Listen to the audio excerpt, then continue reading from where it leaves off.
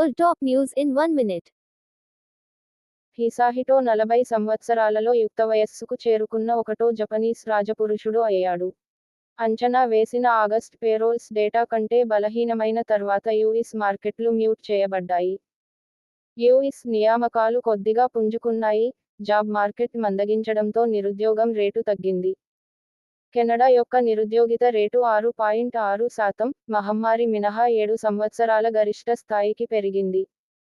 US ఉద్యోగ వృద్ధి ఆగస్టులో పెరిగింది, నిరుద్యోగం రేటు 4.2%కి తగ్గింపు. డిజిటల్ యాడ్స్ బిజ్లో పోటీ వ్యతిరేక ప్రవర్తనను గూగుల్ కలిగి ఉందని యూకే వాచ్ డాగ్ ఆరోపించింది. సబ్ సహారా ఆఫ్రికాలో సోలార్ ఎనర్జీ ప్రాజెక్టులకు నిధులు సమకూర్చడానికి మిగాతో ఐసా భాగస్వాములు. 10 నెలల పరిమితుల తర్వాత నేపాల్ సోషల్ మీడియా యాప్ టిక్టాక్పై నిషేధాన్ని ఎత్తివేసింది. హారిస్ దాదాపు 3 మిలియన్ల దాతల నుండి ఆగస్టులో $361 లక్షల సేకరించినట్లు ప్రచారం జరిగింది. ప్రపంచ ఆహార ధరల సూచీ ఆగస్టులో 120.7 పాయింట్లకు స్వల్పంగా తగ్గిందని అన్ డేటా చూపిస్తుంది.